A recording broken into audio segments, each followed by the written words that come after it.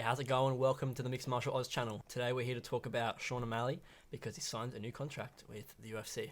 Sean's new contract is for 8 fights, so he reckons that he will be able to renegotiate that at 5 to 7 fights in, because he's done that a lot in the past. But he also says that he'll get knockouts on his next 2 fights, and in doing so, he should definitely be able to negotiate sooner. That's what he reckons, and I don't think that's really that unlikely. I reckon we will probably see Sean perform pretty well in these upcoming fights. I think he definitely has the ability to be the champion, so we'll see. Speaking of champions, Sean said his next fight will definitely be the championship fight, so we won't be seeing him fight for probably until about the middle of the year, because Henry Cejudo and Aljamain Sterling are fighting for the bantamweight title.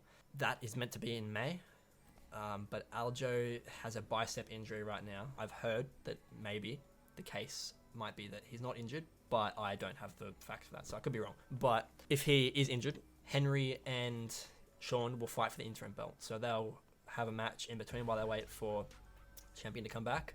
They'll fight for the interim belt, and the winner will face the champion, Aljo, when he returns. So if Sean was to get a fight with Henry, rather than fighting the winner of Henry and Aljo, that would be very interesting, and that would probably be sooner. So we'd probably see that just within 2 months of finding out that they were going to do that fight, right? Whereas if we are waiting for Sean to fight for the belt for the winner of Henry and Aljo, we'll probably have to wait until probably like August, because they're going to want time to get in a camp after that fight, so they'll probably need 2-3 months. Now, I think we've got a possible division jumper here. I reckon we know this in the UFC, it's not that uncommon to see champ v champ fights. Sure, they don't come around that often, but it's not uncommon that they occur. For that to happen, Sean would have to go down to he'd have to go down to flyweight, or he'd have to go up to featherweight. I think Sean's too tall, and he already is quite skinny and quite lean in the bantamweight division for his height, so I don't think we're going to be able to see him go down to flyweight. It would be unhealthy, and it'd probably have a pretty heavy effect on his skills. But featherweight is totally possible. We could totally see Sean go into featherweight to look to become a double division champ. And if that is the case, Volkanovski is the champion of featherweight. So if we saw that, that would be interesting. I'm not sure if Sean has the build and the skill set to be able to beat someone like Volkanovski. But I won't say it's impossible, because we've seen plenty of upsets in the UFC before. So we'll have to wait and see. As for predictions, I got a couple of predictions for who I think who we are gonna see him fight, but 2, who I want to see him fight. So Sean said that it's pretty likely we're gonna see a Chito Vera rematch, which is good because that fight definitely ended really early. So I think that would be a great rematch, because I'd love to see them fight without any kind of interferences or burdens. Secondly, we need another Petr Yan fight, because Petr used to be the bantamweight champion. So if Sean becomes champion, we will definitely see Petr fight him for the belt. But even if he didn't win the belt, I would still love to see Petr versus Sean too, because it was a great fight. They won fight of the night, and that was on the same card as Makhachev and Oliveira.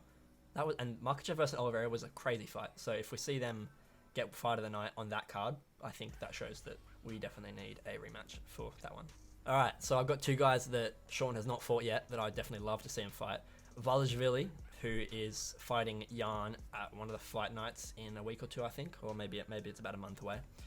I don't think it really matters whether he beats Yan or not, because Valishvili's in that top 5 contenders, so I think whether he loses or wins, he'll probably get a chance to fight Sean, whether it's for the belt or not. I think we're going to see that fight, because they're both just floating around in that top 5 contenders together, so I think it'd be strange that if we didn't see them fight. And lastly, Umar Nurmagomedov is climbing the ranks of bantamweight, and he is 16-0, so he's a scary motherfucker. Sean is also, I think Sean is it's either 16 or 18. I think it's 16-1 he is, so they basically got the same record.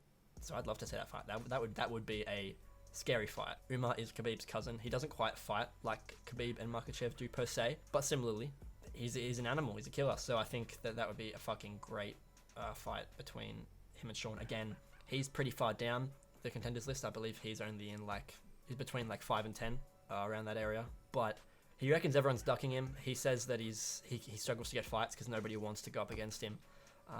which I don't blame them because he's a scary dude. But if he can manage to climb a couple contender spots, we'll probably see him versus Sean, and that'll be a good fight, I reckon.